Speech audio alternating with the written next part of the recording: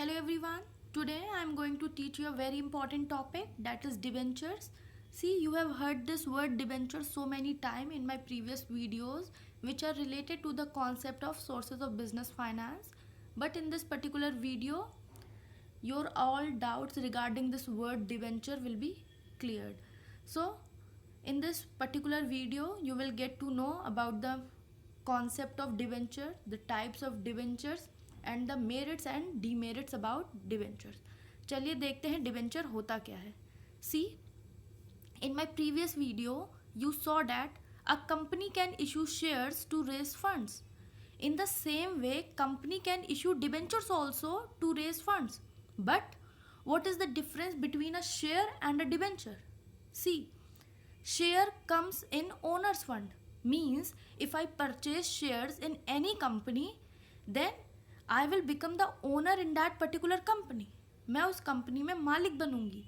But if I'm purchasing debenture, then you already know that debenture comes under borrowed funds.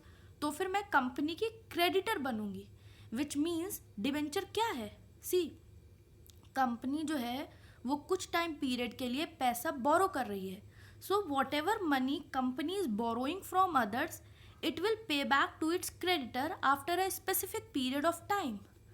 So, आपका debenture क्या है? See, debenture is issued by a company is an acknowledgement that the company has borrowed an amount of money from public which it promises to repay at a future date.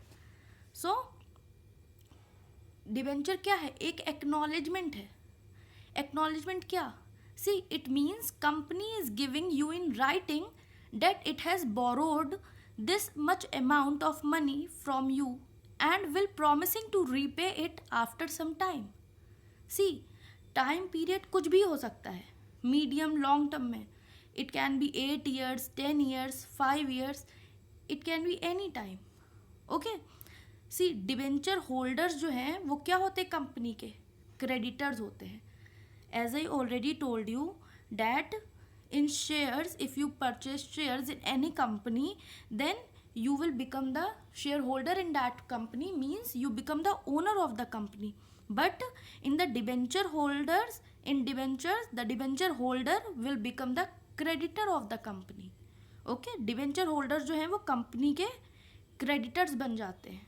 Okay, see, the rate of interest is fixed in case of debentures. आपके debentures में interest का rate fix होता है. सी, आप जब भी shares खरीदते थे तो आप देखते थे उस पर डिविडेंड आप मिलता था. डिविडेंड जो है वो प्रॉफिट पे बेस था. अगर प्रॉफिट कम होगा तो डिविडेंड कम मिलेगा, प्रॉफिट ज़्यादा होगा तो डिविडेंड कम मिलेगा. ठीक. सो यहाँ पे ऐसी चीज़ नहीं होती है. यहाँ पे डिबेंचर का रेट ऑफ इंटरेस्ट जो है वो फिक्स्ड होता है. इट मीन्स डेट प्रॉफिट ज़्यादा हो रहा हो, कम हो रहा हो, नहीं हो रहा हो, it doesn't matter at all. आपको फिक्स्ड रेट से इंटरेस्ट मिलेगा ही मिलेगा, जो भी प्रिस्क्राइब्ड है आपको. ओके, सो आई होप आपको क्लियर हो गया है कि डिबेंचर है क्या. See, debenture includes stock, bonds और any other instrument of a company evidencing a debt, whether constituting a charge on the assets of the company or not. Okay, the debenture capital is also called debt capital. Okay, so I hope आपको clear हो गया है debenture क्या है. Moreover, you can see this picture of debenture also so that you can understand it more well. Okay, with this let's move on to another topic of this particular video, that is types of debentures. कितने type के debentures होते हैं? See, our first type of debenture is secured and unsecured. See, secured debenture creates a charge on the assets of the company, thereby mortgaging the assets of the company. See, आपके जो secured debentures होते हैं वो company के ऊपर company के assets के ऊपर एक चार्ज लगा देते हैं. सी, आपके डिबेंचर्स जो हैं वो सिक्योर्ड होते हैं.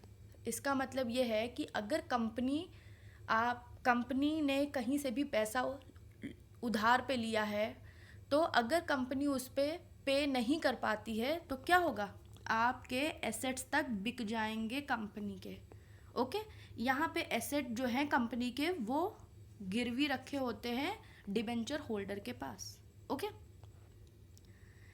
another type of debenture is unsecured debenture does not carry any charge or security on the assets of the company। जो आपके डिबेंचर्स अनसिक्योर्ड होते हैं वहाँ पे कंपनी के एसेट्स को मॉर्टगेज पे नहीं रखा गया होता है।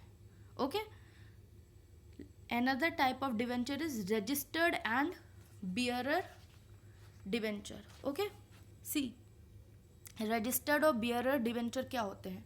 सी दिस टाइप ऑफ डिबेंचर जो है वो कंपनी के रजिस्टर में लिखा होता है।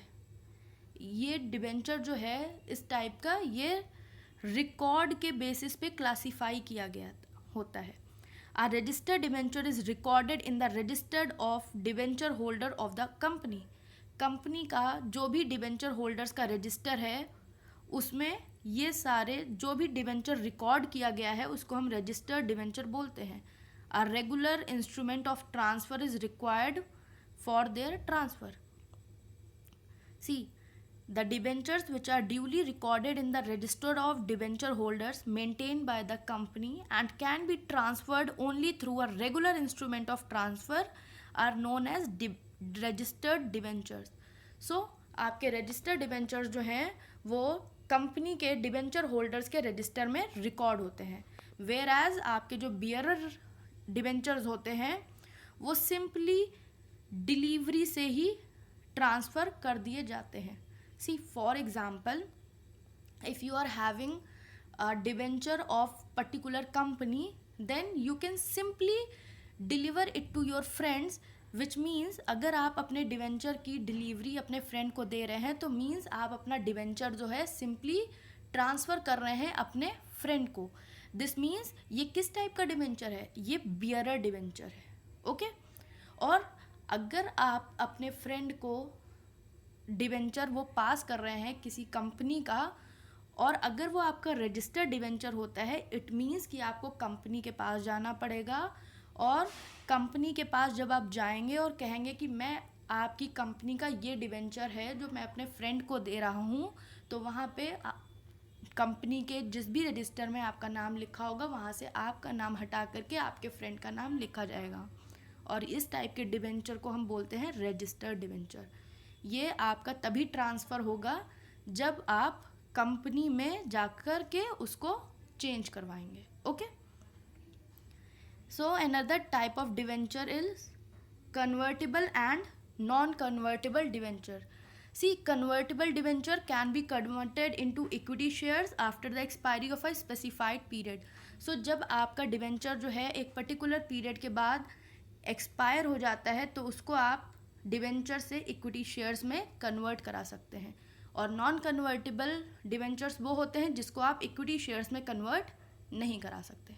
Okay, first and second debentures. See, यहाँ पे इस टाइप के डिबेंचर को क्लासिफिकेशन किया गया है प्रायोरिटी के बेसिस पे कि किस डिबेंचर को ज़्यादा प्रायोरिटी दी गई है। तो फर्स्ट डिबेंचर का मतलब है कि जब भी कंपनी अपने डिबेंचर होल्डर्स को, अपने क्रेडिटर्स को पे करेगी तो जो भी पहला डिबेंचर जो जिसको पे करेगी वो होते हैं फर्स्ट डिबेंचर। किसी और को पे करने से पहले जिस डिबेंचर को पे किया जा रहा है उसको बोलते हैं फर्स्ट डिबेंचर। और जब आप फर्स्ट डिबेंचर को पे कर देते हैं तो उसके बाद आप जिस भी डिबेंचर को पे कर रहे हैं उसे बोलते हैं second debenture. So the second debenture is that which is paid after the first debenture. Okay, एक आपका न्यू टाइप का डिबेंचर है वो है zero interest debenture. See, the debenture which do not carry any explicit rate of interest is known as zero interest debenture. So कुछ debentures ऐसे भी होते हैं जिसपे आपको इंटरेस्ट कंपनी को नहीं देना पड़ रहा होता है, कंपनी उस पर्टिकुलर डिबेंचर पे कोई इंटरेस्ट नहीं पे कर रही होती है तो उसको बोलते हैं zero interest debenture. So the return to the investor is equal to the difference between the face value of debenture and its issue price. So अब आप ये सोच रहे होंगे कि डिबेंचर पे अगर हम को कंपनी कोई भी इंटरेस्ट नहीं देगी तो हम ये वाला टाइप का डिबेंचर क्यों लें?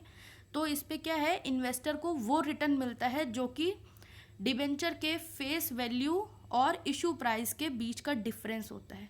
सपोज कीजिए जब आपने डिबेंचर लिया था तब वो 10,000 रुपये का था, बट अब उसी पर्टिकुलर डिवेंचर की मार्केट प्राइस जो है वो 20,000 रुपये हो गई है। सो इन्वेस्टर को कितना प्रॉफिट हुआ? 10,000 रुपीज़ का प्रॉफिट हुआ है। ओके, सो इसको हम बोलते हैं ज़ीरो इंटरेस्ट डिवेंचर। आई होप आपको क्लियर हो गया है different types of debenture.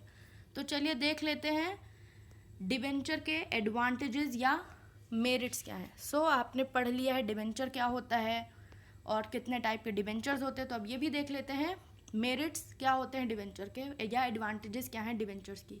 So the first advantage of debenture is, see, जो भी इन्वेस्टर लेस रिस्क प्रिफर करते हैं वो बेसिकली डिवेंचर्स परचेज करते हैं किसी भी कंपनी में। जो भी इन्वेस्टर लेस रिस्क प्रिफर करते हैं या फिक्स्ड इनकम प्रिफर करते हैं वो इन्वेस्टर जो हैं वो डिवेंचर को परचेज करते हैं। Okay, see, debenture holders do not carry voting rights. Debenture holders के पास कोई भी वोटिंग राइट नहीं होता है। Therefore they don't affect the control of equity share holders on management. Okay, so company को बेटर फील होता है कि वो डिवेंचर इशू करके पैसा रेज कर ले। इससे क्या होगा? इससे जो भी शेयर होल्डर्स हैं उनका कंट्रोल जो है कंपनी पर से डाइल्यूट नहीं होगा। Okay, another advantage of debenture is the interest payable on debenture is tax deductible. Therefore the cost of financing through debenture is low as compared to the cost of equity or preference shares. See, debenture पे जो भी company interest पे कर रही है वो tax deductible होती है, इसीलिए डिबेंचर्स को इशू करने की कॉस्ट जो है या मतलब बोरो करके पैसा मार्केट से उठाने का भी जो भी कॉस्ट है वो कम होता है as compare to cost of equity और प्रेफरेंस शेयर। सी, अगर हम पैसा इक्विटी शेयर्स या प्रेफरेंस शेयर्स को इशू करके लेते हैं तो हमें ज़्यादा कॉस्ट पे करनी पड़ती है एज कंपेयर टू जब हम पैसा डिवेंचर्स इशू करके उठाते हैं। Okay, another advantage of debenture is the issue of debenture is suitable for a company when its sales and earnings are relatively stable. See, जब भी कंपनी की सेल्स या अर्निंग स्टेबल होती हैं तो उस टाइम पे कंपनी जो है वो डिवेंचर से ही पैसा इशू करती है।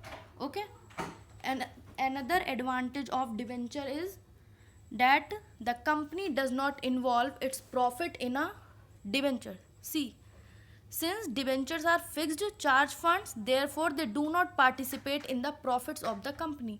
सी, कंपनी जो है उसको कोई भी प्रॉफिट, जो भी कंपनी का प्रॉफिट होता है वो उसी के पास रहता है, क्योंकि डिवेंचर होल्डर्स को वो प्रॉफिट नहीं दिया जाता है क्योंकि डिवेंचर होल्डर्स को ऑलरेडी इंटरेस्ट पे कर दिया गया है। ओके, सो आई होप आपको क्लियर हो गया है कि डिवेंचर्स के एडवांटेजेस क्या हैं, क्यों कंपनी को डिवेंचर से ही पैसा रेज करना चाहिए और क्यों इन्वेस्टर्स को डिवेंचर्स ही परचेज करना चाहिए। Okay, with this we have some limitations of debenture